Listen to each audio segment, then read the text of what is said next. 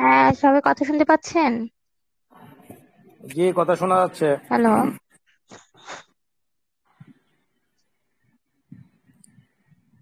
কথা শোনা যাচ্ছে। সবাই ভালো আছেন আপনারা? আলহামদুলিল্লাহ। জি। এই তো আজকে মনে হয় মানে জয়েন করছে মানে খুব কম, অল্প কয়েকজনকে দেখা যাচ্ছে। দিন দিন লোক সংখ্যা শুধু কমে যাচ্ছে আমাদের।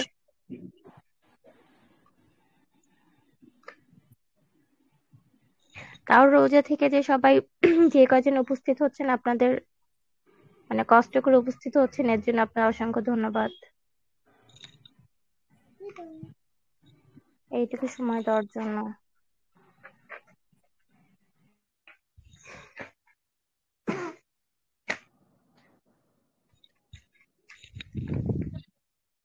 আজকে আমরা সাংগঠনিক আচরণের পঞ্চম অধ্যায় করব। পঞ্চম অধ্যায় স্টাডি করব। ম্যাডাম, কত নম্বর পৃষ্ঠা? পঞ্চম অধ্যায় আপনার আপনারা 50 পৃষ্ঠা বের করেন, 50 পৃষ্ঠা।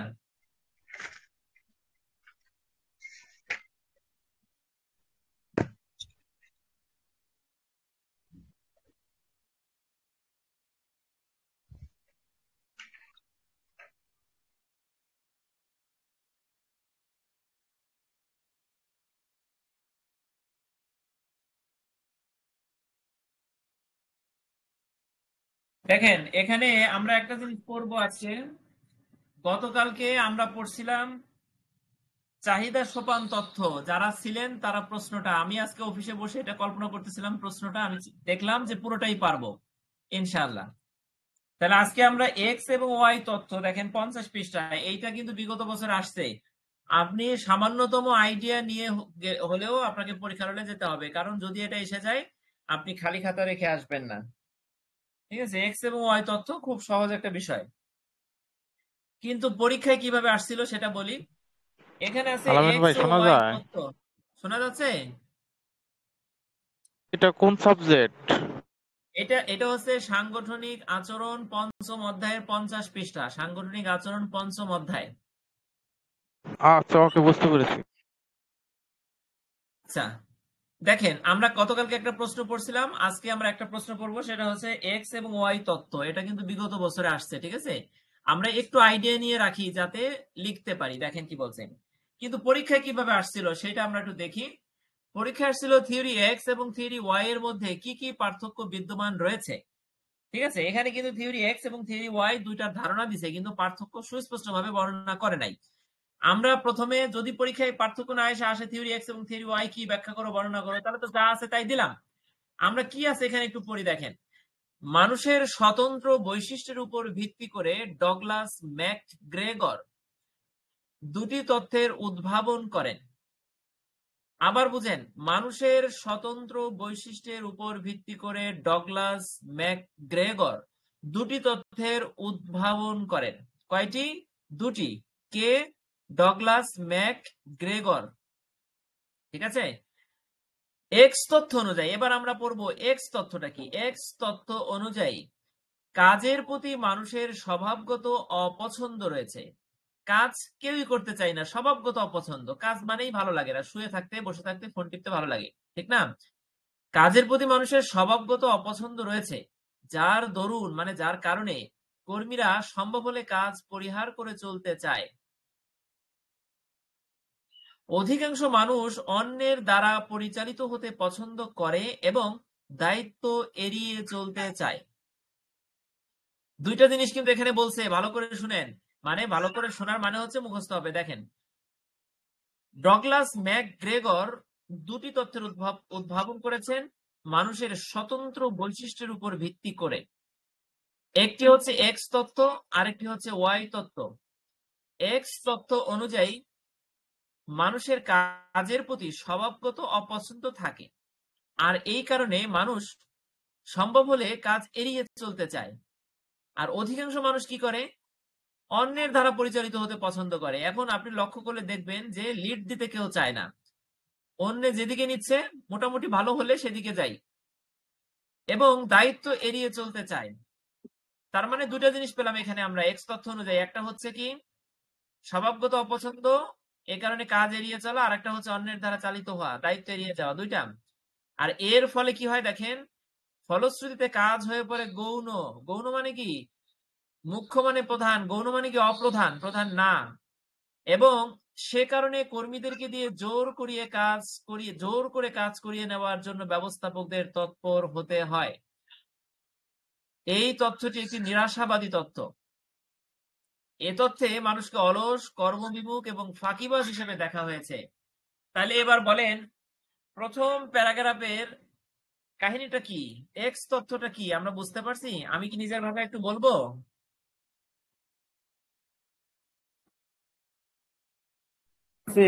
বলেন। ভাইয়া বলেন। দেখেন এক্স তথ্যের এই প্যারাটা পড়লে একটু থামাও।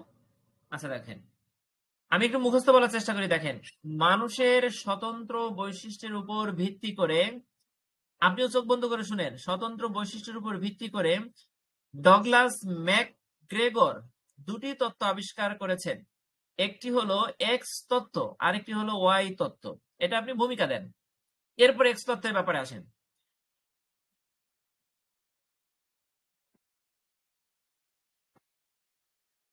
এক্স তত্ত্ব অনুযায়ী কাজের প্রতি মানুষের স্বভাবগত ডিসলাইক থাকে, মানে অপছন্দ থাকে, যার কারণে কর্মীরা কাজ করতে চায় না, সম্ভব হলে কাজ এড়িয়ে চলতে চায়। আর অধিকাংশ মানুষ নেতৃত্ব দিতে চায় না, অন্যের নেতৃত্ব অনুযায়ী চলতে চায়, মানে দায়িত্ব এড়িয়ে চলতে চায়। ঠিক আছে? ফলশ্রুতিতে কাজ হয়ে পড়েছে গৌণ। এ কারণে কর্মীদেরকে দিয়ে জোর করিয়ে কাজ করিয়ে নেবার জন্য ব্যবস্থাপককে বা ম্যানেজারদেরকে তৎপরতা দেখাতে হয়। শেষ, কথাটা শেষ। এবার আমরা একটা জিনিস বুঝে গেছি যে এই তথ্যটি কি? নিরাশাবাদী তথ্য। এই তথ্য হতাশ করে ফেলছে আমাদেরকে, মানে নিরাশ যারা তাদের জন্য। এই তথ্যে মানুষকে অলস, কর্মবিমুখ, অসার এবং ফাঁকিবাজ, এক কথায় শয়তানের প্রতিভূ হিসাবে দেখানো হয়েছে। ঠিক আছে? আচ্ছা, এটা এতটুকু বুঝতে পারছেন সবাই? সুন্দর হয়েছে। আচ্ছা, থ্যাংক ইউ। এই প্রসঙ্গে একটা কথা বলি, একটু মানে এসে গেল, যেটা আমরা এমবিএ রিলেটেডই। মানে আমি যে কাজগুলো করি না, এই দেখেন, আমাকে একজন বলছে যে আমি ব্যবসা করতেছি। আচ্ছা, ব্যবসায়ী যদি হবে তাইলে তো আমি এই যে আপনারা যে আমার যে 12 জন আসছেন, বা রোজার বাইরে আরো হয়, 10টার পরে গেলে আরো হয়, হ্যাঁ, বা 170 জন যে ক্লাস করার জন্য টেলিগ্রাম গ্রুপে জয়েন হয়েছেন, এটা যদি আমি ব্যবসায়ী করতাম তাহলে কি আপনারা একজনও টের পাইতেন না যে শুধু আমার উদ্দেশ্য ব্যবসা? কিছু কিছু মানুষ আছে কাজ করবে না, তারা কাজ পছন্দ করে না বা পারে না, ঠিক আছে, কিন্তু মানুষের পিছনে লেগে থাকে। এই সব মানুষের কারণে মাঝে মধ্যে হতাশ হয়ে যেতে হয়। বুঝতে পারছেন? মাঝে মধ্যে বিকালে খুব হতাশ হয়ে পড়ছিলাম। আবারও যেহেতু আপনাদের আমি প্রতিশ্রুতি দিছি, এবং আপনারা অনেকে এই যে যারা 12 জন আছেন, এই 12 জন অপেক্ষা করতেছিলেন, প্রত্যেকে পরিচিত মুখ। নাসির ভাই, উনি চাকরি করেন প্রত্যন্ত এলাকায়, উনি সীমান্ত পাহারায় আছেন, উনি আমাকে বলছেন যে আজকে থাকবো। আমি ওনাকে লক্ষ্য করে আজকে আসছি, নাহলে আজকে আসতাম না। মানে এতটাই হতাশ হয়ে পড়ছিলাম মানুষের ব্যবহারে। এই যে আমরা গ্রুপ স্টাডি করতেছি, আমি কি ফটোকপির দোকানদার ভাই? তাই যদি হতাম তাহলে তো আর গ্রুপ স্টাডিতে আমি লিড দিতে পারতাম না, বা আপনারা থ্যাংক ইউ আমার পড়া আলামিন ভাই, শুনতেন। Thank you. হ্যাঁ, ভাই ওয়েলকাম ভাই। এনাদের কথা কান না দিয়ে ভাই, আপনি আমাদের জন্য যা করতেছেন আপনাকে অসংখ্য ধন্যবাদ, এবং এইভাবে চালাই যান ভাই, কারণ তাদের জি জি, দৃষ্টিভঙ্গি সমস্যা আছে। আচ্ছা, থ্যাংক ইউ রাশেদ ভাই, অনুপ্রাণিত হলাম। এখন বিষয়টা হচ্ছে যে আমি যে নোট লিখি বা গাইড লিখি, বা কালকে একটা জিনিস চিন্তা করেন যে একটা সাজেশন যারা নিছেন, 2-3 জন হয়তো এখানে পাইছেন, ঠিক না? এখানে সাজেশনে দেখেন, আমি প্রত্যেকটা 5টা বইয়ের মানে পূর্ণাঙ্গ একটা রূপরেখা অষ্টম ব্যাচের জন্য এটা তৈরি করতে আমার সকাল টু সন্ধ্যা, মানে 8 ঘন্টা অফিস করে এসে আরো 16 ঘন্টা লেগে গেছে। 4-5 ঘন্টা রোজার দিন ঘুমাইছি, 3 ঘন্টা 4 ঘন্টা ঘুমাইছি। তাহলে এটা করছি আমি কি? আমার কাছে তো নিজের জন্য পড়ার জন্য ছিল। এটা দেখেন, এই সাজেশনটা ঠিক আছে, আমি সাজেশনের জন্য কিছু মূল্য রাখছি, অতি সামান্য মূল্য রাখছি, কিন্তু এটা তো আমি যে কয়টা সাজেশন বিক্রি করছি তার থেকে বেশি সাজেশন কপি পেস্ট হয়ে গেছে। ঠিক আছে? তাহলে দেখেন, তাহলে আমি নাকি ব্যবসা করি। যাক, আমাকে খুব আক্রমণাত্মক ভাবে আমাকে কিছু কথা বলা হয়েছে, কিছু আচরণ করা হচ্ছে, ঠিক আছে, বা পিছনে কিছু মানুষ লাগছে। যদি আমি ব্যবসা করি না, তো এই জন্য পিছনে লাগার কারণে আমার কোনো ক্ষতি নাই, কারণ আমি তো ভালো লাগার থেকে করছি। হয়তো 2-4-5 টাকা আমার আসছে, এটা সত্য কথা, এটা অস্বীকার করার কিছু নাই, ঠিক আছে, আসবে না, আমার তো পথ আছেই, এমন তো না যে এটা আমি ব্যবসা ফটোকপির দোকানদার বা এটা নিয়ে আমি ব্যবসা করব বা এই একটা গাইড বিক্রি করে আমি খাবো, এর বিষয়টা তো এরকম না। ঠিক আছে, মানে এটা যেহেতু রাত দিন পরিশ্রম করে লিখতে হয়, মানে আমি আপনাদের বোঝাতে পারবো না। একটা জিনিস বলি, মৌলিক ব্যবস্থাপনার দুইটা বই, একটা হচ্ছে পুরাতন বই, নতুন বই। বিগত বছরে যত প্রশ্ন আসছে পুরাতন বই থেকে আসছে, নতুন বইতে ইম্পর্টেন্ট প্রশ্নগুলো নাই, মানে পিছনে প্রশ্নের বিষয়গুলো নাই। এখন প্রশ্নপত্র তৈরি হবে নতুন বই থেকে, এটা তো ধরে নেওয়া যায়। আবার আমরা স্যারদের কাছ থেকেই শুনছি যে স্যাররা নাকি ওই প্রশ্ন করার সময় মানে যেন তেন ভাবে ও করেন, এরকম ভাবে শুনছি বিষয়টা। তাইলে তো পিছনের প্রশ্ন পড়তে হয়, কাজেই খুব চ্যালেঞ্জিং এইটার নোট তৈরি করা। এবং এখানে বিশাল বড় বই, অনেক বড় বড় প্যারাগ্রাফ, অনেক বড় বড় পয়েন্ট, অনেকগুলো, সেটাকে ছোট করা, সাজানো গোছানো খুব চ্যালেঞ্জিং। আমি দুপুরে অফিস করে এসে ঘুমাই নেই। তা এটার মাধ্যমে আমি কয় টাকা পাবো বলেন? তো এটাই ভাই, আপনারা কেউ মাইন্ড করবেন না, পড়ার জন্য আসছেন, আমি একটু বাইরে কথা বলে ফেললাম। তা আমরা এই প্রশ্নটা আবার পড়ি, দেখেন এবার থিওরি এক্স এটা যদি হয়ে থাকে তাহলে থিওরি ওয়াই এর দিকে তাকান। থিওরি ওয়াইটা কি বলছে? থিওরি এক্স এর বিপরীত হচ্ছে থিওরি ওয়াই। ভাইয়া ঠিক আছে, জি জি আপা। এক্সট্রা আরেকটু রিপিট করবেন, আমি মাত্র জয়েন হলাম। আচ্ছা, এক্সটা হচ্ছে নিরাশাবাদী তথ্য, মানে এখানে যারা, আপনি বললে বুঝতে পারবেন, আমি শুধু নিজের থেকে বলি। এখানে ডগলাস ম্যাকগ্রেগর নামে একজন বিজ্ঞানী দুটি তথ্য উদ্ভাবন করেছেন, তার একটি হচ্ছে এক্স এবং আরেকটি হচ্ছে ওয়াই তথ্য। এক্স তথ্যে মানুষকে স্বাভাবিকভাবে স্বভাবতই মানুষ অলস, ফাঁকিবাজ, কর্মবিমুখ, মানে কাজ করতে চায় না। ঠিক আছে, তাকে যদি কোদাল ছেড়ে কম্পিউটার টেবিল দেওয়া হয় তাহলেও সে একদিন দুদিন করে পরের দিন বলবে আর আমি কাজ ভালো লাগে না, ফাঁকি দেবো। তাহলে এই যে যারা এই ধরনের মানুষ তাদেরকে বোঝানো হয়েছে এক্স ওয়াই তে, সরি এক্স তত্ত্ব এক্স এ, এক্স থিওরিতে। ঠিক আছে, আচ্ছা এবার আমরা থিওরি ওয়াইটা পড়ি, দেখেন থিওরি ওয়াই আশাবাদী তথ্য। এ তত্ত্বে মনে করা হয় যে কাজ মানুষের কাছে খেলা বা বিশ্রামের মতোই স্বাভাবিক বিষয়। খুব একটা ইম্পর্টেন্ট কথা, মানে এই লাইনটা পড়ে আমার কাছে ভালো মনে হচ্ছে যে আমি যে কাজ করতেছি এটা আমার কাছে খেলা বা বিশ্রাম। দেখেন, প্রথমে আপনি কি বলবেন যে থিওরি ওয়াইটা হচ্ছে একটি আশাবাদী তথ্য। এ তথ্যে মনে করা হয় যে কাজ বা কর্ম বা যেটাই বলেন না কেন এটা হচ্ছে একটা খেলা বা বিশ্রামের মতোই একটা স্বাভাবিক বিষয়, মানে আপনার সকালে কাজে যেতে হবে, এটা স্বাভাবিক বিষয়, শুয়ে থাকার মতন স্বাভাবিক বিষয়। মানুষ কাজ করতে চায় এবং কাজ থেকে সন্তুষ্টি পায়। আরো মনে করা হয় যে মানুষের শুধু দায়িত্ব গ্রহণ করারই ক্ষমতা আছে তা নয়, তারা দায়িত্ব পেতেও চায়। তাহলে এখানে দুটো জিনিস পেলাম, উপরে দুটো জিনিস পাইছিলাম, যে একটা হচ্ছে মানুষ কাজ করতে চায় না, আর একটা হচ্ছে মানুষ দায়িত্ব নিতে চায় না। মনে পড়ে আপনাদের? আর এখানে প্রথম তিনটা বাক্যে দুটো জিনিস পেয়ে গেছি, তার বিপরীত দুটো জিনিস পেয়ে গেছি। একটা হচ্ছে মানুষ মানুষ কাজকে স্বাভাবিক বিশ্রামের মতন স্বাভাবিক মনে করে এবং কাজ করতে চায়। আর একটা জিনিস পাইছি, মানুষ দায়িত্ব গ্রহণ করতে চায়, দায়িত্ব গ্রহণ করার ক্ষমতা আছে তা নয়, এটা দায়িত্ব পেতে আগ্রহী মানুষ। তাহলে ওইটার বিপরীতে দুটো জিনিস প্রথমেই পেয়ে গেলাম। তারপরে কি বলছে দেখেন, তারা প্রাতিষ্ঠানিক সমস্যা সমাধানের জন্য চিন্তা শক্তি, কল্পনা শক্তি, সৃজনশীলতা, মৌলিকতা বিকাশ ঘটায় এবং সেগুলো প্রয়োগ করে। যে কোনো প্রাতিষ্ঠানিক সমস্যা, আপনার যে কোনো হুট করে আপনার বাসা বাড়িতে বিদ্যুৎ হঠাৎ করে চলে গেছে, তাহলে সেটা সমাধান করার জন্য আপনি চিন্তা শক্তি, কল্পনা শক্তি, সৃজনশীলতা, মৌলিকতা প্রত্যেকটা জিনিস কিন্তু বিকাশ ঘটাবেন। তাই কর্মীদের প্রচ্ছন্ন ক্ষমতার যথার্থ প্রয়োগ নিশ্চিত করার জন্য ব্যবস্থাপকদের কর্তব্য হলো এমন পরিবেশ সৃষ্টি করা যেখানে কর্মীরা আত্ম উন্নয়নের সুযোগ পাবে। এরূপ পরিবেশ সৃষ্টির অন্যতম উপায় হচ্ছে অংশগ্রহণমূলক ব্যবস্থাপনার বাস্তবায়ন। তাহলে এবার বলেন, এখানে আপনারা একটু পয়েন্টস করবেন। সেটা হচ্ছে প্রথমে দিবেন মানুষের স্বতন্ত্র বৈশিষ্ট্যের উপর ভিত্তি করে ডগলাস ম্যাকগ্রেগর দুটি তথ্য উদ্ভাবন করেছেন। একটি হলো এক্স তত্ত্ব, অপরটি হলো কি থিওরি ওয়াই। ঠিক আছে, তারপরে প্যারাগ্রাফ দিয়ে লিখবেন এক্স তথ্য যেটা বইতে আছে, তারপরে একটা প্যারাগ্রাফ দিয়ে লিখবেন থিওরি ওয়াই আশাবাদী তথ্য। এবং এই প্যারাটায় আপনি এই মানে থিওরি ওয়াই এর প্যারাটা, এটাকে আপনি থিওরি ওয়াই এর অংশ এবং উপসংহার অংশ দুই ভাগে বিভক্ত করবেন। দেখেন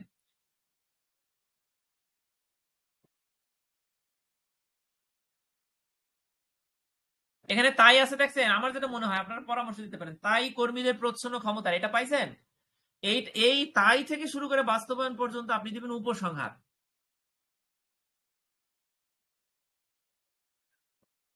ঠিক আছে, আচ্ছা শেষ। এই যে প্রশ্নটা পড়লাম, এতটুকু লিখবেন যদি পরীক্ষায় থিওরি এক্স এবং থিওরি ওয়াই তত্ত্ব কি বা কাকে বলে বা বর্ণনা করো, এটা এতটুকু লিখবেন। কিন্তু পরীক্ষায় আসছে সেটা হচ্ছে পার্থক্য। এবার বলেন পার্থক্য এখান থেকে করতে পারবেন?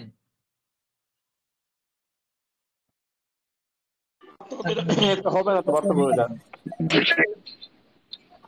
কিভাবে বোঝাবো? আচ্ছা আচ্ছা, দেখেন পার্থক্যটা আমরা যদি ছক আকারে দেই তাহলে 5টা 6টা দিলে একটা পৃষ্ঠা ভরে যাবে এবং খুব দ্রুত আপনি সহজে লিখতে পারবেন, যেহেতু ছকে এপাশ ওপাশ ডান বাম করে খুব বেশি লেখা লাগে না। আর একটা পার্থক্য লেখা যায়, সেটা হচ্ছে পয়েন্ট আকারে লেখা যায়, মানে প্রত্যেকটা পয়েন্টের ভিতরে ওইটার দুইটার বিপরীত দিক থাকবে। প্রত্যেকটা পয়েন্টকে আবার দুটো ক খ অথবা দুইটা পয়েন্টে বিভক্ত করে লেখা যায়। তো এই ধরনের পার্থক্য অনেক সময় লাগে। আপনি ছকাকারে লিখবেন, আমি ছকাকারে লেখার পক্ষে। তা আমি আমার নোটে এটার ছকাকারে লিখছি। আমি কি লিখছি, পার্থক্যটা পড়বো ভাইয়া পড়েন পড়েন। নাকি স্ক্রিন শেয়ার দিব? স্ক্রিন শেয়ার দেই, দেখেন এই দেখেন,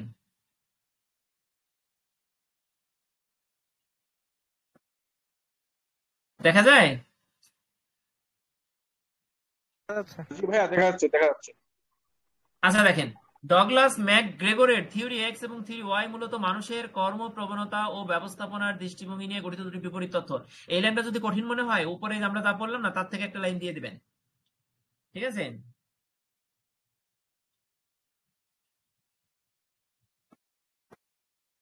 আমি এই লাইনটা সহজ করে দেই, দেখেন এই দেখেন বইতে যেটা আছে সেটাই দিয়ে দিলাম।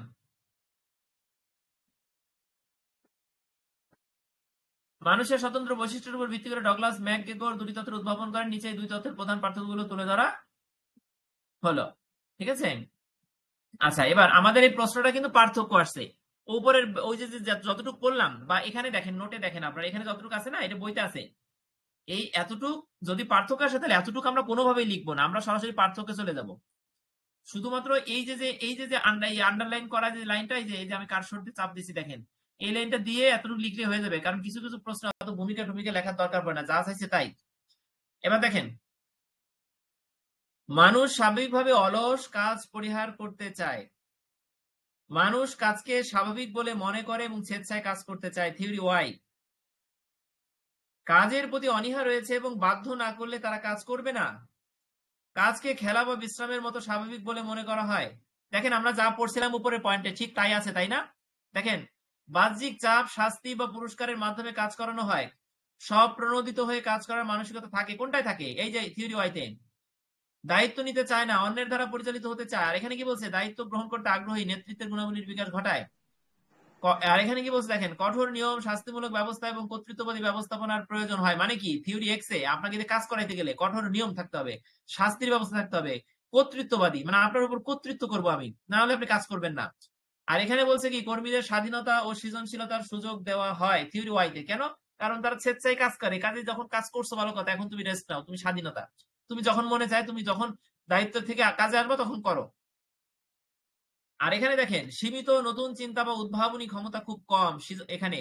কোনটায় বলেন তো? থিওরি এক্স এ। কেন বলেন তো?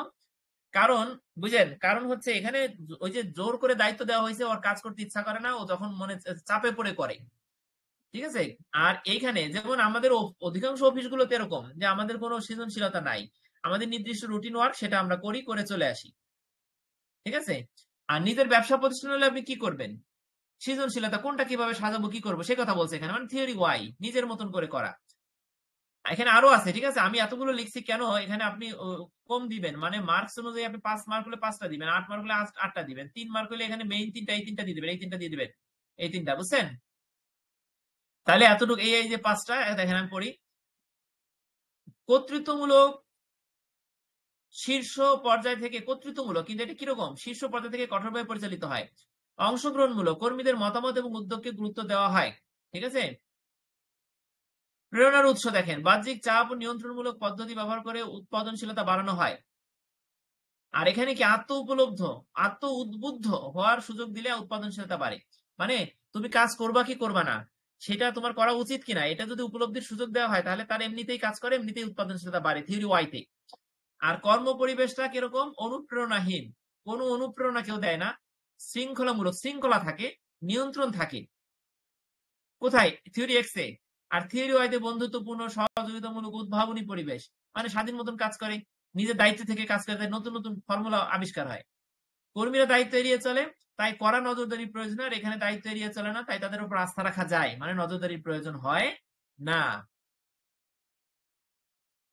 এবার বলেন এটা হয়েছে? যদি পার্থক্য আসে লিখতে পারবেন যা বললাম?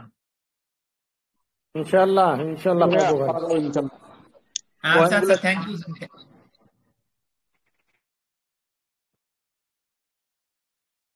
আচ্ছা ঠিক আছে, দেখেন আপনারা এখানে যারা জয়েন হলেন তারা এই প্রশ্নটা পরীক্ষায় যদি আসে, মানে অষ্টম ব্যাচে যারা আছেন, ঠিক আছে, তাহলে ইনশাল্লাহ এটা মনে পড়বে যে আলামিন ভাই তো বলছিল এটা এরকম এরকম। দেখেন এটা কিন্তু মনে পড়ে যাবে। আলামিন ঠিক ভাই, আছে, এটা ওই পার্থক্যটা গ্রুপে শেয়ার করা যায় না? হ্যাঁ হ্যাঁ, কে বলছেন? রিদন ভাই? নাসির বলছি। নাসির ভাই? হ্যাঁ, হ্যাঁ, পার্থক্যের তো কোনো গ্রুপ। শেষ নাই, গ্রুপে শেয়ার করবো, আপনার লাগলে আপনি বললেন, পার্থক্যের তো কোনো শেষ নাই। আমি তো সবগুলো প্রশ্ন এরকম সুন্দর করে লিখছি, এখন পুরো নোট ধরেই তো এরকম ম্যাজিক। আচ্ছা ঠিক আছে, এখন বিষয়টা হচ্ছে আপনাদের আচ্ছা ঠিক ইন্ডিভিজুয়ালি যদি আছে। কারো কোনো প্রশ্ন দরকার হয় আমাকে বলবেন, ঠিক আছে? আমার ওয়েবসাইটে অনেক প্রশ্ন উত্তর আছে, আমার নোটে আছে, আমি দিয়ে দেবো। ঠিক আছে, মানে আচ্ছা নোট ঠিক নিতে আছে, হবে দিয়ে আমার দিয়েন। বিষয়টা এরকম না।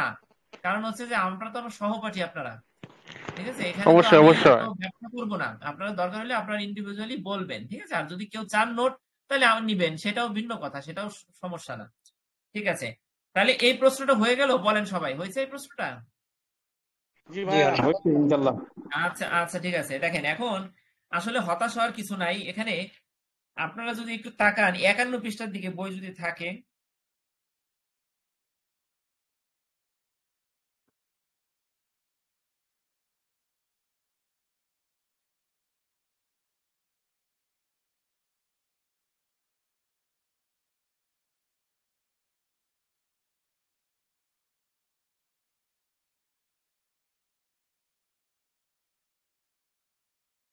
আপনারা 51 পৃষ্ঠা দেখছেন? দ্বি উপাদান তত্ত্ব দেখে ভয় লাগতেছে তাই না? পিছনের দুইটা যদি ভয় না লাগে তাহলে এটাও ভয় লাগবে না, কিন্তু এই যে একটা চিত্র, শুধুমাত্র এটা সমস্যা পড়লে এই সহজ চিত্রটা। হবে ভাই, এটা পড়লে সহজ হবে না। হ্যাঁ, শুধু সমস্যা হলো এই চিত্রটা। এই চিত্রটা যদি কেউ আঁকতে পারে তাহলে তার আর কিছু লেখার নাই, পাতা উল্টান দেখেন, কিছু লেখার নাই। যে দুইটা প্যারাগ্রাফ আছে, তিনটা প্যারাগ্রাফ আছে এখানে, প্রথমে 51 পৃষ্ঠার শেষে এবং 52 পৃষ্ঠার শেষে তিনটা প্যারাগ্রাফ ইজি, মানে একবার বললে মুখস্থ হয়ে যায়, কিন্তু চিত্রটা একটু আঁকতে হবে, চিত্রের ভিতরের যে ইগুলো আছে, লেখাগুলো আছে, ওটা একটু আঁকতে হবে।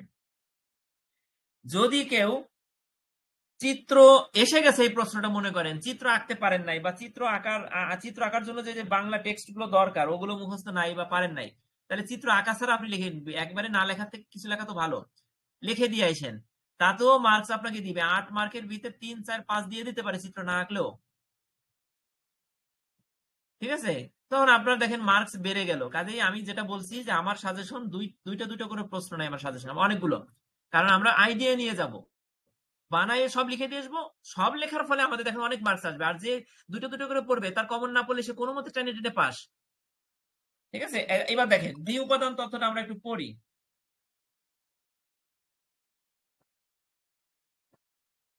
আচ্ছা দেখেন, true factor, motivation, hygiene theory, এটার একটা নাম হচ্ছে ট্রু ফ্যাক্টর, একটা হচ্ছে হাইজিন। দেখেন 1950-এর দশকে, 50-এর দশকের শেষ দিকে, এগুলো তো টেকনিক্যাল শব্দ, টেকনিক্যাল ইনফরমেশন, এগুলো আপনাকে মুখস্থ করতে হবে। এই দ্বি উপাদান আসলে আপনাকে মনে করতে হবে এটা 50 সালে, 50-এর দশকের শেষ দিকে, 50 সাল না, মানে 50-এর যে দশকটা ওটার শেষ দিকে, ফ্রেডরিক হার্জবার্গ ও তার সহযোগীরা মার্কিন যুক্তরাষ্ট্রের বিভিন্ন প্রতিষ্ঠানের দুইটা ঠিকানা বলবা কি, যে নাম্বারে যে ঠিকানাটা আসে কুরিয়ারে ওই ঠিকানায় যেন না দেয়, যেটা আমরা লিখছি ওটাই যেন দেয়। 1950-এর দশকের শেষ দিকে ফ্রেডরিক হার্জবার্গ ও তার সহযোগীরা মার্কিন যুক্তরাষ্ট্রের বিভিন্ন প্রতিষ্ঠানের 200 জন ইঞ্জিনিয়ার ও অ্যাকাউন্টেন্টের কর্ম মনোভাব, জব অ্যাটিটিউড এর উপর একটি গবেষণা পরিচালিত করেন। বড় একটা বাক্য, এটা আমি মুখস্থ বলি, দেখেন একবার পড়ছি হয় কিনা দেখেন। ধরেন 1950-এর শেষ দশকে ফ্রেডরিক হার্জবার্গ এবং মার্কিন যুক্তরাষ্ট্রের, ঠিক আছে কথা নাকি? আচ্ছা ভুল হয়েছে, ফ্রেডরিক হার্জবার্গ এবং তার সহযোগীরা মার্কিন যুক্তরাষ্ট্রের কমপক্ষে 200 জন ইঞ্জিনিয়ার এবং অ্যাকাউন্টেন্টের উপরে গবেষণা পরিচালনা করেন জব অ্যাটিটিউড বা কর্ম মনোভাবের উপর। ঠিক আছে কথাটা?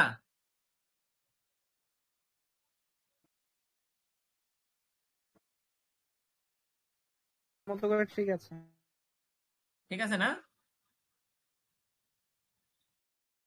আচ্ছা দেখেন, উত্তরের উত্তরগুলোকে তিনি কয়টি শ্রেণীতে? 16টি শ্রেণীতে ভাগ করেন।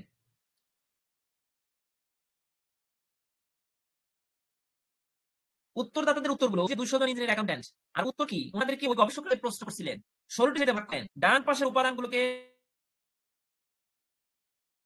চিত্রটা বোঝা শুরু করেন এবার।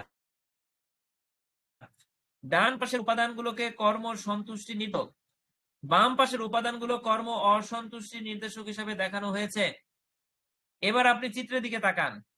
কর্ম অসন্তুষ্টি সৃষ্টি করে যেগুলো, সেগুলো হচ্ছে আপনার হাতের বামে।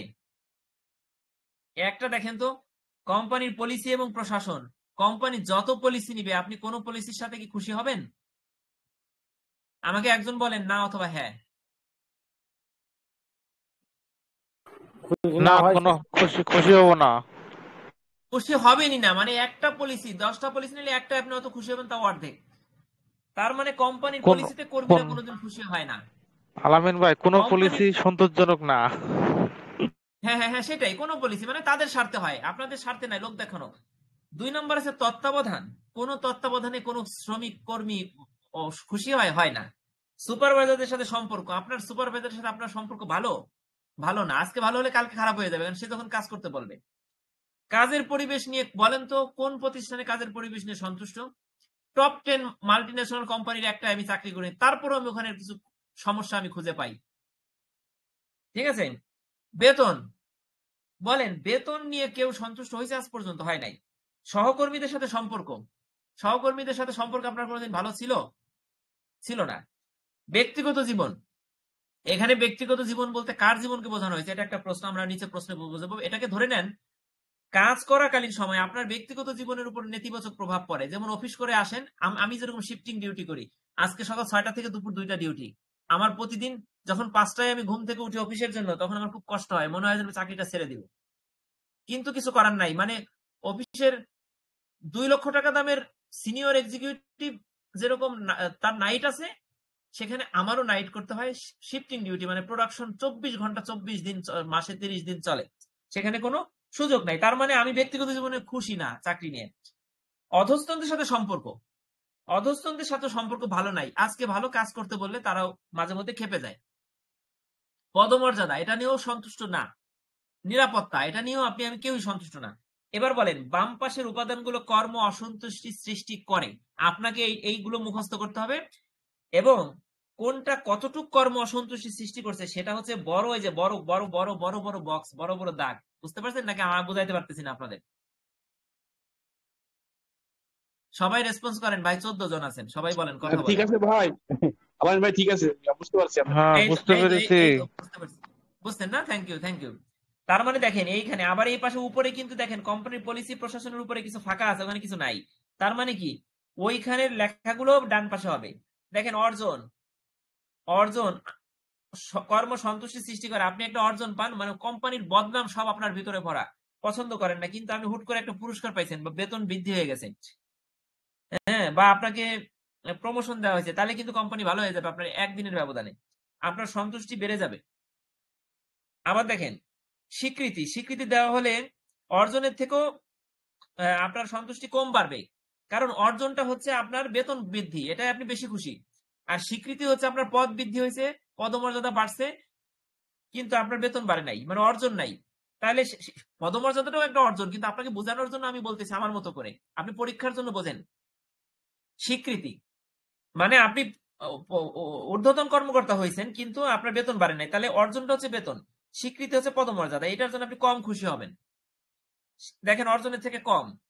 কাজের ধরনটা, এখানে কাজের ধরন নিয়েও আমরা খুশি না। তারপরে এখানে যেহেতু কাজের ধরন এখানে লিখছে, কাজের ধরনটা যদি সহজ হয় বা আপনাকে সহজ কাজ দেওয়া হয় বা আপনার দায়িত্ব কমাই দেওয়া হয়, তাহলে কিন্তু আপনি খুশি, ঠিক না? আপনার সারাদিন 8 ঘন্টার ভিতর 6 ঘন্টা বসে থাকা লাগে, 2-3 ঘন্টা কাজ করলে হয়ে যায়, তাহলে আপনি খুশি, কাজের ধরন নিয়ে আপনি খুশি থাকবেন। দায়িত্বশীলতা, আপনাকে যদি দায়িত্ব দেওয়া হয়, হ্যাঁ, দায়িত্বের বোঝা বিষয়টা আলাদা। দায়িত্ব যদি দেওয়া হয়, আপনাকে যদি কর্তৃত্ব দেওয়া হয়, বা তখন কিন্তু আপনি খুশি, অনেকটা সময় সন্তুষ্ট হবেন। পদোন্নতির সুযোগ মানে আপনি কাজ করতেছেন, আপনার পদোন্নতির সুযোগ আছে, তাহলে আপনি খুশি। আর সুযোগ নাই, তাহলে আপনি অখুশি। এবার তাহলে শখটা নিয়ে মেইন কথা। নিচে দেখেন 50%, 40%, 30%। এটা কি বুঝতে পারছেন কেউ? 50%টা কি? এইটার বরাবর আছে কি তত্ত্বাবধান। তত্ত্বাবধানের এই দাগটা 40%-এর উপরে কি আছে, মানে এটা কিন্তু মিলতেছে না। এটা বোধহয় এটা আপনি দিয়ে দেবেন। এটা আপনার সবকিছু এটা হচ্ছে পার্সেন্টেজ, মানে খুশির, এটা সন্তুষ্টির পার্সেন্টেজ, তত্ত্বাবধান। অসন্তুষ্টির পার্সেন্টেজ। এখন আপনি এই পার্সেন্টেজ নিখুঁত ভাবে আপনাকে বোঝানো লাগবে না, সেই সময় পাবেন না। আপনি যেভাবে আছেন, চিত্রটা যদি 95 ভাগ বুঝে থাকেন, যদি আপনার মাথায় চিত্রটা আঁকা যায়, তাহলে এই প্রশ্নটা আসলে মনে করেন 8-এ 8, কেউ আপনার মার্কস ঠেকাইতে পারবে না। কারণ এটা কিন্তু এই 12-13 জনের ভিতর 3 জন লিখবেন, আর 10 জন কিন্তু লিখতে পারবেন না। আচ্ছা, তাহলে আমি প্রথম দুইটা প্যারা, আমার প্রথম প্যারাটা মুখস্থ হয়েছে, চিত্রটা আমার এখনো হয় নাই। আমি পরীক্ষায় এটা আসলে কি করবো আমি জানি না।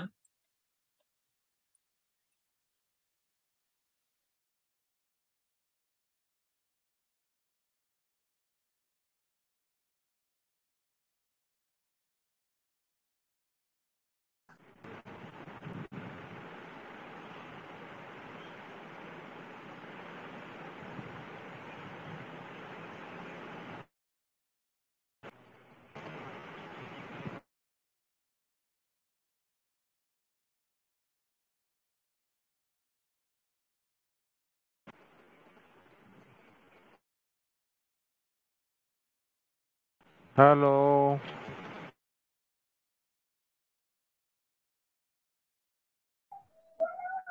আলামিন ভাই কিছু শোনা যাচ্ছে না। আলামিন ভাই কিছু শোনা যাচ্ছে না। নাসির ভাই, আমি একটা একটা জরুরি কাজে আমি একটু ফোন দিচ্ছি এক জায়গায়, ঠিক আছে? 30 সেকেন্ড অপেক্ষা করেন, আমরা এই প্রশ্নটা পড়ে আমরা ক্লাস শেষ করে দেবো। ঠিক আছে। আচ্ছা ঠিক আছে, ঠিক আছে।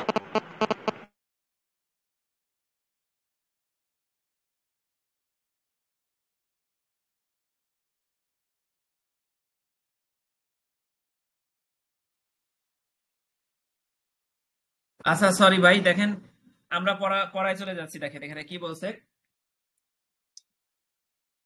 তথ্যের ভিত্তিতে, কোন তথ্যের? উপরের তথ্যের ভিত্তিতে হার্সবার্গ বলেন যে, এইটুকু নিচেরটুকু একটু বুঝি আমরা। দেখেন এখানে মিল আছে, অন্তমিল আছে। দেখেন, সন্তুষ্টির বিপরীত অসন্তুষ্টি নয়। আমরা কিন্তু জানি সন্তুষ্টির বিপরীত অসন্তুষ্টি, কিন্তু এখানে হার্সবার্গ বলছে সন্তুষ্টির বিপরীত অসন্তুষ্টি নয়। সন্তুষ্টির বিপরীত হলো সন্তোষ বা অসন্তোষ, কোনোটিই নয়। এবং ভালো করে বুঝেন, আবার পড়ি। দেখেন, আপনার চিত্রটা কোনোভাবে লিখতে পারলে, মানে এই প্রশ্নটা ইম্পর্টেন্ট, বিভিন্ন বছরে আসে, মানে 3-4টা এখানে থিওরি আছে, 4টা থিওরির ভিতরে 2টা থিওরি এসে যায়, বা একটা থিওরি কমপক্ষে আসে, ঠিক আছে? আর 5 অধ্যায়টা যদি আপনি বুঝতে পারেন, এটাও মানে ওই খুব সহজে লিখে আসতে পারবেন, মানে অনেক লেখার দরকার হবে না। আপনি 2 অধ্যায় যান, ওখানে লিখতে বসলে আপনার মানে প্রশ্নের মানও ভালো হবে না, আবার ওই ভালো মার্কসও পাবেন না অনেক লিখেও, ঠিক আছে? আর এগুলো টেকনিক্যাল প্রশ্ন, এগুলো তথ্য, ওই যে হার্সবার্গ এই সেই, এগুলো দিলে সাথে সাথে মার্কস চলে আসবে। দেখেন, সন্তুষ্টির বিপরীত অসন্তুষ্টি নয়। সন্তুষ্টির বিপরীত হলো সন্তোষ বা অসন্তোষ, কোনোটিই নয়। No satisfaction. স্যাটিসফ্যাকশন মানে কি? সন্তুষ্টি। নো স্যাটিসফ্যাকশন মানে কি? সন্তুষ্টি নয়, বা সন্তোষজনক নয়, বা অসন্তোষ। ঠিক আছে? ক্লিয়ার কথাটা? আপনারা কি বুঝছেন? জি ভাই, বুঝতে পেরেছি। এখানে হার্সবার্গ বলছেন সন্তুষ্টির বিপরীত এক কথায় অসন্তুষ্টি নয়। ওনার মতে সন্তুষ্টির বিপরীত হলো সন্তোষ বা অসন্তোষ, কোনোটি নয়। সন্তুষ্টির বিপরীত মানে আপনি খুশি হয়েছেন, সন্তুষ্টি। এইটার বিপরীতে আপনি খুশি হয়েছেন কিন্তু আমি খুশি হব না, তাহলে আপনার বিপরীতে আমি কি? সন্তোষ বা অসন্তোষ, কোনোটি নয়। খুশিও না, অখুশিও না, নো স্যাটিসফ্যাকশন। এটাকে ইংরেজিতে এভাবে মিন করা হয়েছে। আচ্ছা, এবং অসন্তুষ্টি মানে ডিসস্যাটিসফ্যাকশন। ডিসস্যাটিসফ্যাকশন মানে অসন্তুষ্টি, আমরা জানি। এই ডিসস্যাটিসফ্যাকশনের বিপরীত অনাসন্তোষ, মানে নো ডিসস্যাটিসফ্যাকশন। আপনি ডিসস্যাটিসফ্যাকশন, আপনার দিকটা যদি ধরি মানে অসন্তুষ্টি, তাহলে আমার দিকটা হচ্ছে নো ডিসস্যাটিসফ্যাকশন। মানে এটাকে আমি বলবো না যে স্যাটিসফ্যাকশন, আমি বলবো নো ডিসস্যাটিসফ্যাকশন। আমরা বলি না অনেক সময় ভালোর বিপরীতে আমরা বলি না ভাই কেমন আছিস, একজন বলতেছে ভালো, আরেকজন বলতেছে মন্দ। কিন্তু মন্দ না বলে সে যদি বলে ভালো না, বা আমরা বলি না অনেক সময় মন্দ না, মানে বোঝায় কি পুরোপুরি ভালো না। বুঝাইতে কি পারছি কথাটা? বুঝতে পেরেছি। আচ্ছা আচ্ছা, আমার ভুল হলে ধরাই দিবেন। দেখেন এবার, সন্তুষ্টির বিপরীত অসন্তুষ্টি নয়, সন্তুষ্টির বিপরীত হলো সন্তোষ বা অসন্তোষ, কোনোটিই নয়, মানে নো স্যাটিসফ্যাকশন। এবং অসন্তুষ্টির বিপরীত অসন্তুষ্টি মানে ডিসস্যাটিসফ্যাকশনের বিপরীত সন্তোষ, বিপরীত হলো অনাসন্তোষ, নো ডিসস্যাটিসফ্যাকশন। আপনি ভালো করে বুঝে মাথায় খাটাইয়ে যদি লিখে দিয়ে আসতে পারেন, আপনাকে আমি নিশ্চয়তা দিলাম আল্লাহর নামে এই প্রশ্নে আপনি 8-এ 8 পেয়ে যাবেন। লেখা কিন্তু বেশি না। দেখেন হার্সবার্গের ভাষায়, এবার উনি ওই আমার উপরে যে কথাটা বললাম না বাংলায়, এই কথাটা উনি ইংরেজিতে লেখছে। দেখেন, the opposite of satisfaction is no satisfaction. আমরা উপরে কিন্তু এটাই পড়ছি, দ্য অপোজিট অফ স্যাটিসফ্যাকশন, স্যাটিসফ্যাকশনের অপোজিট হলো নো স্যাটিসফ্যাকশন, পড়ছি কিন্তু দেখেন বাংলার সাথে মিলান। And the opposite of dissatisfaction, ডিসস্যাটিসফ্যাকশনের বিপরীত হলো হলো নো ডিসস্যাটিসফ্যাকশন। আমরা এটাই পড়ছি না উপরে, বলেন? পড়তেছি উপরে, ঠিক আছে। তাহলে বাংলার ইংরেজি, আমি যখন এই বাংলার ইংরেজি এভাবে লিখে দেবো, স্যারের ব্রেন অফ হয়ে যাবে যে কি ব্যাপার, কেউ তো লিখতে পারলো না। ধরে নেন বেশিরভাগ স্টুডেন্ট কর্মজীবী, তারা ভালো করে লিখতে পারবে না, আপনি লিখলে আপনার মার্কসটা বেশি চলে আসবে। নিচের চিত্র থেকে বিষয়টি আরো বোধগম্য হবে। এবার চিত্রটা, ওই দ্বিতীয় চিত্রটা খুব সহজ। দেখেন, স্যাটিসফ্যাকশন কালো দাগ দিয়ে উপরে লিখবেন মোটিভেটরস, মোটিভেটরস, হ্যাঁ, নিচের কালো দাগের ভিতরে লিখবেন হাইজিন ফ্যাক্টরস। আর স্যাটিসফ্যাকশন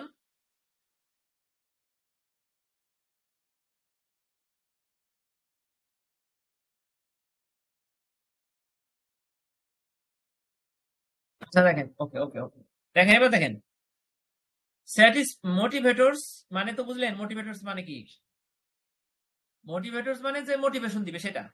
আচ্ছা, স্যাটিসফ্যাকশনের বিপরীতে দেখেন নো স্যাটিসফ্যাকশন, আর এখানে নো ডিসস্যাটিসফ্যাকশনের বিপরীতে ডিসস্যাটিসফ্যাকশন। আমরা যা পড়ছি না ওখানে, বাংলায় পড়লাম, ইংরেজিতে সংজ্ঞা পড়লাম, আর চিত্রের ভিতরে তাই দেখালাম। তাহলে এটা কি মুখস্থ হইতে বাকি আছে? কারণ নাই। এবার উনি একটু ব্যাখ্যা দিছে, কি ব্যাখ্যা দিছে এটা আরো মজার। দেখেন, হার্সবার্গের মতে যেসব উপাদান কর্ম সন্তুষ্টির কারণ ঘটায় সেগুলো কর্ম অসন্তুষ্টির জন্য দায়ী উপাদানগুলো থেকে একেবারেই ভিন্ন। আমরা একটু বুঝি কি বলছে। যেসব উপাদান কর্ম অসন্তুষ্টির কারণ ঘটায়, কর্মে অসন্তুষ্টির কারণ ঘটায়, সেগুলো কর্ম অসন্তুষ্টির জন্য দায়ী উপাদানগুলো থেকে, সরি আমার ভুল হচ্ছে কথাটা, আপনারা কেউই ধরাই দিলেন না।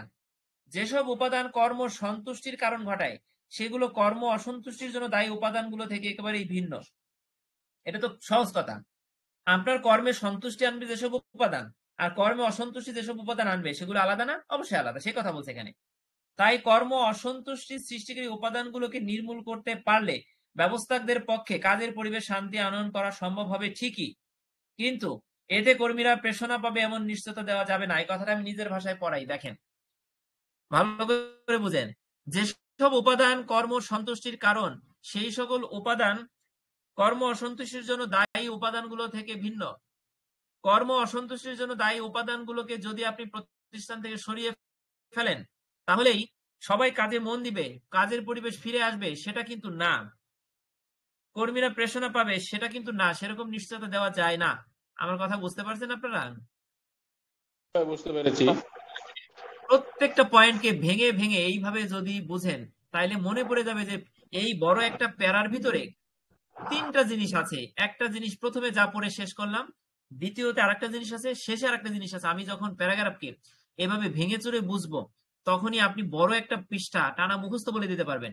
আমি যখন ওই প্রাইমারি স্কুল বা আমি বিভিন্ন জায়গায় চাকরি করছি, শিক্ষকতা করছি 6 বছর, 3 ধরনের প্রতিষ্ঠান, একটা হচ্ছে কলেজে, একটা মাদ্রাসায়, আলিয়া মাদ্রাসা, একটা প্রাইমারি স্কুলে। 3 প্রতিষ্ঠানে আমার 3 রকম অভিজ্ঞতা হয়েছে। আমি 3 জায়গায় আমি বাচ্চাদের বা যারা আছে 11 পর্যন্ত তাদেরকে আমি বলছি তোমরা মনোযোগ দাও, তোমাদের এই প্রশ্নটা, এই বিষয়টা জায়গায় বসে মুখস্থ হবে। এবং আলহামদুলিল্লাহ বড় বড় একটা রচনা 5 এর স্টুডেন্টদের বা বড় একটা প্রশ্ন ইন্টারমিডিয়েট আমি জায়গায় বসে শেষ করে দিছি। ঠিক সেই বিষয়টা অ্যাপ্লাই করি আপনাদের জন্য। আচ্ছা, এবার দেখেন তাহলে প্রথম 3টা লাইনে কি বলছে। হার্জবার্গের মতে, আমি আবার পড়ি, দেখেন, যেসব উপাদান কর্ম সন্তুষ্টির কারণ সেই সকল উপাদান, আচ্ছা আবার একটু পড়ি, ভুল হচ্ছে, যেসব উপাদান কর্মসন্তুষ্টির কারণ ঘটায়, কর্ম অসন্তুষ্টির জন্য দায়ী উপাদানগুলো থেকে তা সম্পূর্ণরূপে পৃথক। কর্ম অসন্তুষ্টি সৃষ্টিকারী উপাদানগুলোকে আপনি প্রতিষ্ঠান থেকে নির্মূল করে দিলেই এটা ভাববেন না যে আপনার প্রতিষ্ঠানে কাজের পরিবেশ ফিরে আসবে, কর্মীরা উৎসাহ উদ্দীপনা পাবে, এমন নিশ্চয়তা দেওয়া যায় না। শেষ কথাটা। এ প্রেক্ষাপটে ব্যবস্থাপক, কোম্পানির পলিসি ও প্রশাসন, তত্ত্বাবধান, আন্তঃব্যক্তিক সম্পর্ক, কার্য পরিবেশ ও বেতন এই উপাদানগুলোকে হাইজিন ফ্যাক্টরস নামে অভিহিত করেছেন। এর প্রেক্ষাপটে ব্যবস্থাপক, এখানে ব্যবস্থাপক বলতে কাকে বোঝানো হয়েছে আমরা একটু বাক্যটা আবার পড়ি। কোম্পানির পলিসি ও প্রশাসন, তত্ত্বাবধান, আন্তঃব্যক্তিক সম্পর্ক, কার্য পরিবেশ ও বেতন এই উপাদানগুলো হাইজিন প্ল্যানে অভিহিত করেছেন। কে করেছেন? কোম্পানির ব্যবস্থাপক করেছেন। সরি, এই প্রেক্ষাপটে ব্যবস্থাপক করেছেন, এখানে বলা উচিত ছিল হাসবার্গ করেছেন। ব্যবস্থাপক করেছেন কথা বলছে কেন? আচ্ছা দেখেন, তার মানে এই প্রেক্ষাপটে আপনাকে ওই যে আমরা যে মোটিভেটরস এর কথা বললাম, যদি আপনি মোটিভেটরস গুলো আনেন তাহলে কিছুটা উন্নতি হবে। এখানে হাইজিন মানে তো আমরা জানি স্বাস্থ্যকর, স্বাস্থ্যবিধি, হাইজিন, ঠিক না? মেডিকেল সায়েন্সে বা স্বাস্থ্যবিধিতে ব্যবহার করা হয় হাইজিন ফুড। হ্যাঁ, কিন্তু এইখানে হাইজিন বলতে ওইরকম ধরনের কিছু জিনিস বা ভালো জিনিসকে বোঝানো হয়েছে। ঠিক আছে, আমরা এবার পড়ি। দেখেন, যদি বেতন বাড়ানো হয়, সম্পর্ক ভালো করা হয়, পলিসি প্রশাসন তত্ত্বাবধানে ভালো কিছু বিধান আনা হয়, তাহলে এগুলো হাইজিন ফ্যাক্টরস। এই উপাদানগুলো পর্যাপ্ত অবস্থায় বিরাজ করলে কর্মীরা অসন্তুষ্ট হবে না। ভালো করে বুঝেন, আপনার বেতন বাড়লো, কোম্পানির পলিসি একটু নরম করলো, হ্যাঁ, তাহলে কিন্তু কর্মীরা অসন্তুষ্ট হবে না, মানে ডিসস্যাটিসফাইড হবে না।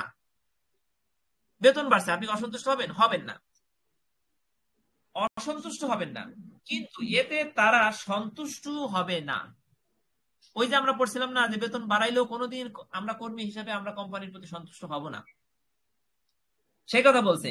বেতন বাড়াইছে, পলিসি টলিসি এই সেই সবকিছু ঠিক করছে, কার্য পরিবেশ, আন্তঃব্যক্তিক সম্পর্ক সবকিছু ঠিক করছে, তত্ত্বাবধান সবকিছু ওকে করছে, কিন্তু আমি অসন্তুষ্ট হচ্ছি না সবকিছু ভালো করার কারণে, কিন্তু আমি সন্তুষ্ট হতে পারছি না।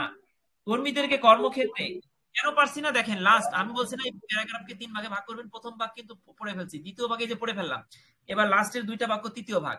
এখানে কি বলছে? কর্মীদেরকে কর্মক্ষেত্রে প্রেরণা দিতে পারলে মোটিভেটর সৃষ্টিকারী উপাদানগুলোর উপর ব্যবস্থাপককে অধিক মাত্রায় গুরুত্ব দিতে হবে। প্রেরণা দিতে হলে প্রসঙ্গত উল্লেখ্য এ তথ্যটি মোটিভেশন হাইজিন নামে পরিচিত। আপনাকে যদি পরীক্ষা আসে মোটিভেশন হাইজিন তথ্যটি লিখো, তাহলে কিন্তু এইটাই দ্বি উপাদান তত্ত্ব।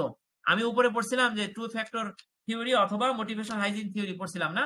তাহলে আমরা মনে রাখবো যে দুটা কিন্তু 2 রকম।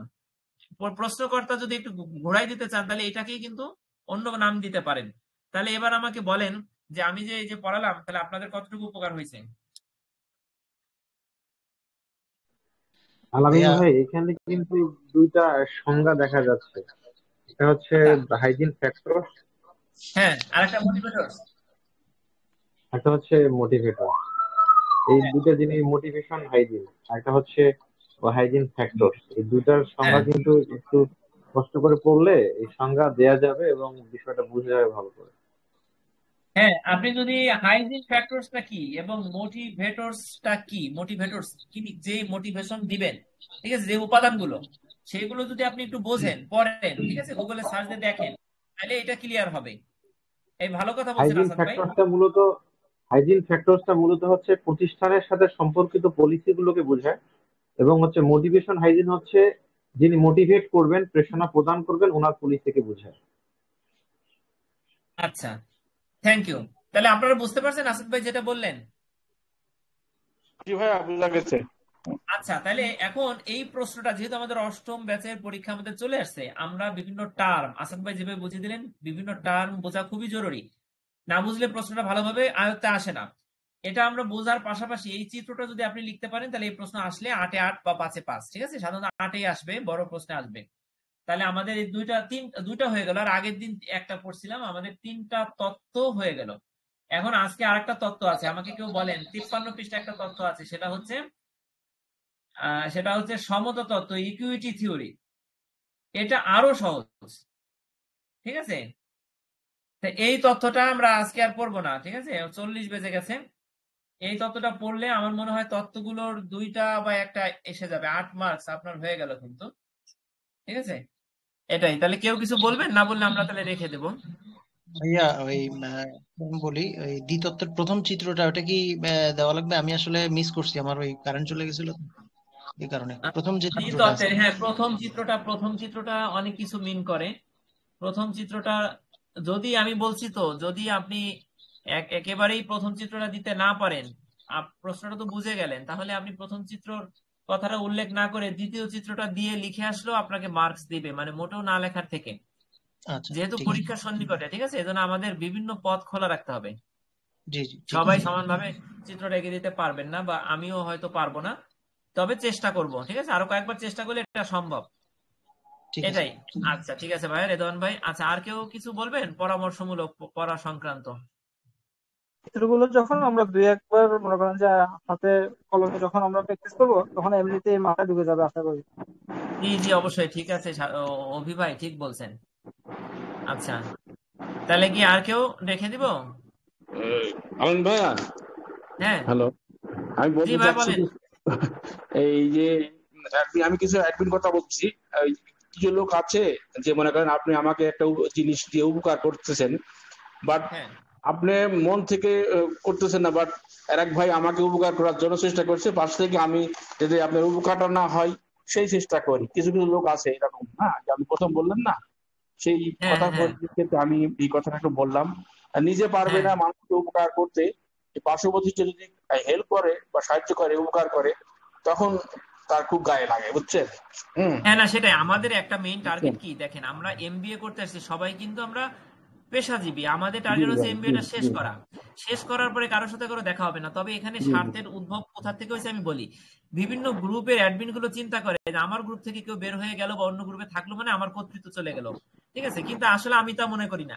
আমি মূলত প্রাথমিকভাবে দেখেন এই নোট জি জি সাজেশন না না, এইটা আমি যে বিক্রি করি, এটা কিন্তু আমার জানুয়ারি মাস থেকে মাথায় জি আসছে। ভাই, আমি কিন্তু ক্লাস করাই, পড়াই, বা আমি কিন্তু এই যে লিড দেই, এটা কিন্তু অনেক আগে থেকে, জি এমবিএ ভাই, জি শুরু জি। থেকে। তাহলে আমার প্রথম দিকে তো আমার আর্থিক কোনো চিন্তা ছিল না। এখন যেহেতু একটা বিশাল বড় বড় কাজ, যেমন একটা নোট লেখা, অনেক 100 পৃষ্ঠা একটা গাইড অনেক তৈরি করা, কষ্ট এটা তো করতেছে অনেক আপনি, অনেক পরিশ্রমের কাজ। শ্রম দিয়ে লাগতেছে আপনার, রাত বিরাত সময় কষ্ট দিয়ে লাগতেছে আপনাকে। হ্যাঁ এটা কে হ্যাঁ, নিবে তাহলে মাথায় বলেন তো? হ্যাঁ হ্যাঁ যারা হ্যাঁ, সেটাই জানে সেটাই। সেই লোক কেউ বলবে না আপনাকে যে ভাইয়া এরকম করতেছে, ব্যবসা করতেছে, সেই করতেছে। আসলে যে লোকটা মাথা ঘামে একটু চিন্তা করবে যে এই লোকটা একটা চাকরি করে, তার পাশাপাশি তার ফ্যামিলি আছে, বউ বাচ্চা আছে, সেই সময় থেকে বের করে আবার এই রাতে বিরাতে আচ্ছা, আরো একটা ইন্টারেস্টিং বিষয়, করতেছে। জি সাধারণ ভাই, জি ভাই। thank you, ঠিক বলছেন। আরেকটা আচ্ছা, ইন্টারেস্টিং বিষয় দেখেন, গত জানুয়ারিতে যখন আমি মেইন ক্যাম্প কল্পনা করে 15 দিন আগে থেকে, মানে অ্যাসাইনমেন্ট সার্কুলার হবার 15 দিন আগে থেকে আমি অ্যাসাইনমেন্ট লেখা শুরু করি। আমি যখন দেখলাম যে আপনার ফটোকপির দোকানদাররা একটা অ্যাসাইনমেন্ট নাম পাল্টায় পাল্টায় সারা বাংলাদেশে দিছে, আমার মেইন ক্যাম্পাসের 19 জন স্টুডেন্টের ভিতরে 10 জন অ্যাসাইনমেন্ট কিনছে, তাদের অ্যাসাইনমেন্ট সম্পূর্ণ সেম। তখন আমাদের স্যারের কাছে দিলাম অ্যাসাইনমেন্ট ক্লাসে, স্যার বললো যে আপনার সেম লিখছেন, এটা তো আসলে অন্যায়, এইটা কখনো করবেন না, আপনার নিজের থেকে যা পারেন তাই লিখেন, অথবা ওই এরকম ভাবে করবেন না। তখন আমি সবাই নিয়ে আমরা আলোচনা করলাম যে দেখেন, এই যে কপি পেস্ট অ্যাসাইনমেন্ট ফটোকপির দোকানদাররা দিল, এবং পরে আমি জানতে পারলাম এটার সাথে আমাদের বিভিন্ন স্টাডি সেন্টারের কিছু আমাদের ভাই, কিছু বোন, তারা ফটোকপির দোকানদারদের সাথে কথা বলে করে তারা বিভিন্ন কলা কৌশল অ্যাপ্লাই করে এখানে, আর বিনিময়ে কর্মজীবী ভাই বোনদের কাছ থেকে টাকার বিনিময়ে তাদেরকে কপি পেস্ট অ্যাসাইনমেন্ট নাম পাল্টায় পাল্টায় দিয়ে দিচ্ছে। ফুলের ছবি, গোলাপের ছবি, কবুতরের ছবি। ভাই, অ্যাসাইনমেন্ট তো প্রফেশনাল বিষয়, এটা তো জি ভাই, গবেষণার জি বিষয়, এইটাই জি তো ভাই। ফুলের ছবি, লাভ লেটার না। এগুলো যখন করলো তখন আমার মাথায় আসলো আমি অ্যাসাইনমেন্ট লিখবো। আমি 29 সেট অ্যাসাইনমেন্ট নিজে হাতে লিখলাম, একটা সাথে একটা মিল নাই। তখন আমার ক্যাম্পাসের ভাই বোনেরা আমাকে 1500, 1700, 2000 টাকা করে আমার অ্যাসাইনমেন্ট গুলো নিয়ে নিল। আমি লাভবান হয়েছি, অবশ্যই হয়েছি, কিন্তু আমার পরিশ্রম তো হয়েছে। আর উপকার কি হয় না আপনাদের? অবশ্যই অবশ্যই ভাই, অবশ্যই। তাইলে কেন আমার পিছনে মানুষ লাগছে আমি জানি না। আমি সবাইকে, যারা আছেন এখানে সবাইকে বলবো, আমরা এমবিএ শেষ হওয়ার পরে কারোর সাথে কোনো দেখা হবে না, আমাদের টার্গেট না ভাই, এমবিএ ভালোভাবে শেষ করা। আর আমরা মোস্ট সিনিয়র পার্সন এখানে আছে, সবাই কর্মজীবী, কাজেই ছেলে মানুষের ভিতর 2-4 জন ছেলে মানুষ আছে, তারা ছেলে মানুষই করে, তাদের ফাঁদে আমরা পা দিব না। আর ফটোকপির অবশ্যই দোকানদারদের ফাঁদে অবশ্যই। আমরা আলামিন পা ভাই, দিব না। জি ভাই। আসাদ ভাই, হ্যাঁ, পিছনে আসলে ফিরে তাকানোর সময় নাই। আমি আসাদ জি ভাই, নিজে এই অনলাইনে 40 মিনিট 1 ঘন্টা ক্লাস করতে পারি না, আর আপনি সারা রাত জেগে একটা নোট লিখছেন, অ্যাসাইনমেন্ট ক্রিয়েট করছেন। তো আপনার কষ্টের আসলে এটার তো প্রতিদান হবে না, তো পিছনে তো মানুষ লাগবেই ভাই। আমি তো 40 মিনিট সময় দিয়ে ক্লাসই করতে পারি না, আর আপনি সেই ক্লাসগুলো তৈরি করছেন। অতএব পিছনের মানুষের কথা শোনার কোনো সময় নেই। Go ahead. জি জি আসাদ ভাই, থ্যাংক ইউ। আপনাদের কথা দ্বারা আমি অনুপ্রাণিত হলাম। হ্যাঁ, মোটিভেটরস হিসাবে ভূমিকা রাখছেন আপনারা, থ্যাংক ইউ। যে বলে বলুক ভাই, সমস্যা নাই। আপনার কাজ আপনি চলে দেন ইনশাল্লাহ। আপনি তো মানে সকলের উপকারের কাজে আছেন। ইনশাআল্লাহ, ঠিক আছে, ইনশাআল্লাহ, ঠিক আছে, ঠিক ঠিক আছে। আছে আমার দ্বারা যাতে উপকার হয় সবার, দূর দূরান্তের মানুষের সাথে পরিচিত হলো, একজন আরেকজন কাছ থেকে শিখলাম, বুঝলাম, ঠিক আছে। এইটা তাহলে অব্যাহত থাকবে আমাদের গ্রুপ স্টাডি, ঠিক আছে। ইনশাল্লাহ তাহলে আমরা ইনশাল্লাহ ইনশাআল্লাহ আপনাদের যে কোনো প্রয়োজনে, যে কোনো প্রশ্ন না বুঝলে, যে কোনো প্রশ্নের উত্তর না থাকলে আমাকে বলবেন, আমি সাথে সাথে দিয়ে দেবো, ঠিক আছে। আমার ইনশাল্লাহ কাছ ভাই, থেকে ঠিক কিনতে আছে। হবে এরকম কোনো বিষয় নাই, ঠিক আছে। আচ্ছা, জি, সবাইকে আল্লাহ ভালো রাখুক, জি ভাই। তাহলে রেখে দিচ্ছি। আসসালামু আলাইকুম ভাই, ঠিক আছে ভাই। ঠিক আছে, ওয়ালাইকুম আসসালাম।